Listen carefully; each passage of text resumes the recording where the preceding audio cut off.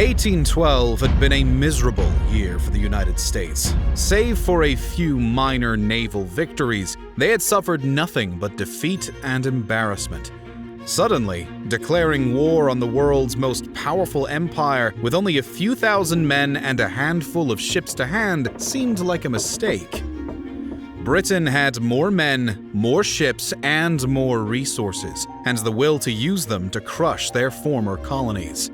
This was no longer a war about trade disputes, but a struggle for the survival of the American nation itself.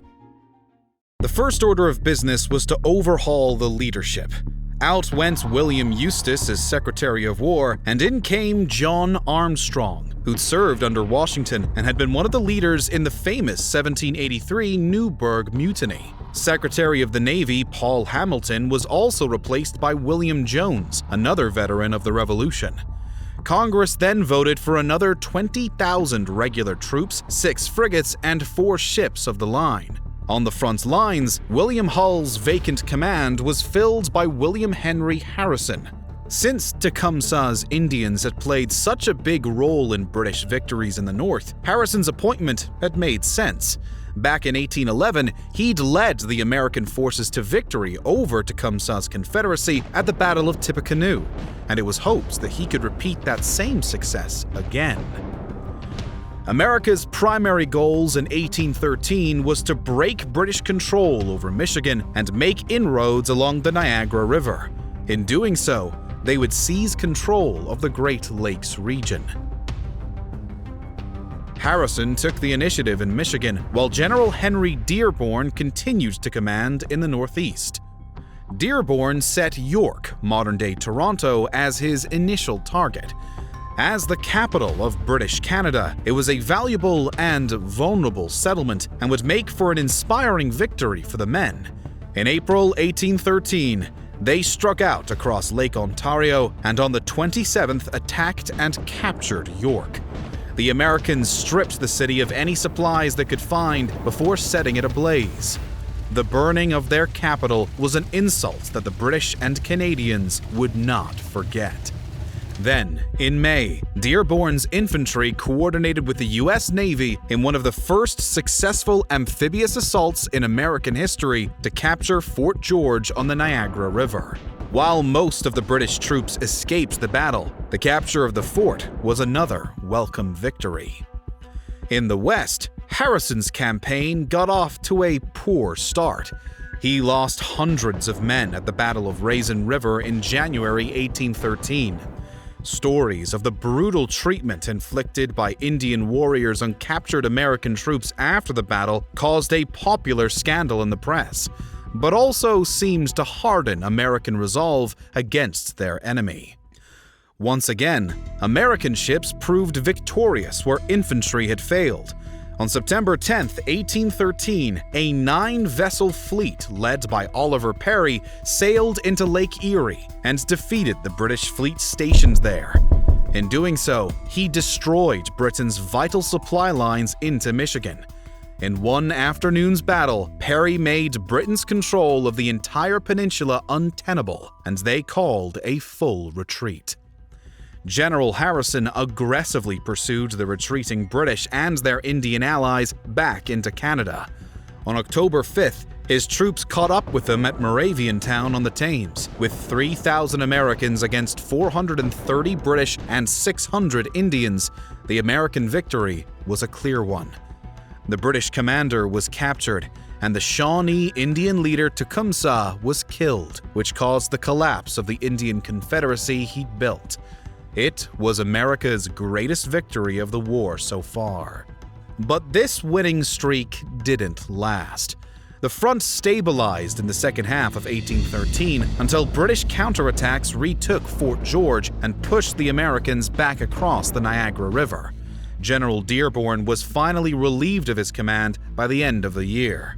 At sea, America's early victories were made a thing of the past as the Royal Navy dispatched more ships to assert control of the waves. They enforced a blockade along most of the Atlantic coast and denied American vessels freedom of movement. By the end of the year, Virtually all American maritime warships had been sunk or confined to port for their own protection. Trade had cratered, from around $100 million annually in 1807 to just $27 million in 1813 and $7 million in 1814. Government revenue collapsed too, from $13 million in 1811 to $6 million in 1815. Meanwhile, as America was pushing to resolve fighting in the North, it soon found itself facing new problems in the South. Among the Creek Indians, an anti-American faction inspired by Tecumseh, known as the Red Sticks, called their fellow Creek to attack the Americans in the South while they were distracted by the war. Britain secretly supported these Red Sticks, who in August of 1813 overran and killed U.S. troops at Fort Mims in Arkansas. With most troops tied up in the North, it fell to the Tennessee militia under Major General Andrew Jackson to respond.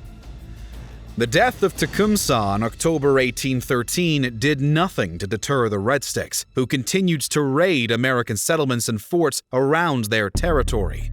But Jackson's militiamen weren't as squeamish about crossing state lines as New England's were, and so they arrived at Horseshoe Bend along the Tallapoosa River on March 27, 1814, to face down the Creek warriors.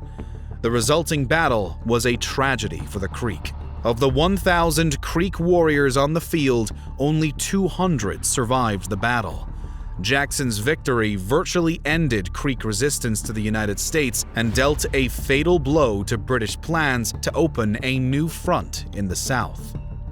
To make matters worse for the Americans, however, Napoleon surrendered on March 31, 1814. This allowed Britain to pivot its full attention to America. An army of 15,000 battle-hardened veterans was shipped over to Canada with a bold plan. The British would invade New England over Lake Champlain, where they expected sympathetic Federalists to flock to their banner. At the same time, the Royal Navy would bombard the coast from Charleston to Chesapeake Bay. Another invasion force under General Edward Pakenham would land on the Gulf Coast and link up with Britain's Creek Indian allies to attack New Orleans, unaware of the Creek defeat at Horseshoe Bend. However, the most important angle of attack would come in the Chesapeake Bay, where 4,000 men and 24 warships were assembled to strike at one particular target: Washington, D.C. On August 24th, 4,000 British troops made landfall at Bladensburg, a few miles north of Washington, D.C., where they quickly overwhelmed the weak local defenders. Washington had no effective defenses and no plan to repel the British. President Madison was outside the capital meeting with army leaders, but others, including the First Lady, members of his cabinet, and many congressmen, were still in the capital when the British appeared on the horizon. It was a frantic dash to escape the city. First Lady Dolly Madison barely had time to gather some of her belongings and a portrait of George Washington before she fled the White House. Anything that couldn't be carried was left behind, including the contents of the U.S. Treasury and the Library of Congress. British troops marched into Washington, D.C. that evening with only a handful of American soldiers trying to defend it. British Rear Admiral George Cockburn and General Robert Ross dined at the president's table that evening, and when they were done, they decided to repay the Americans for what they'd done to York the previous year. The White House, the Capitol building, the Treasury, and several other prominent public buildings were set ablaze, the fires lighting up the night for miles around. With its capital in ashes, and yet another British army under Canadian Governor-General George Prevost crossing into New York, the United States was facing the biggest military crisis since its inception. The grand American experiment hung on by a thread, and it seems the British were about to cut it off for good.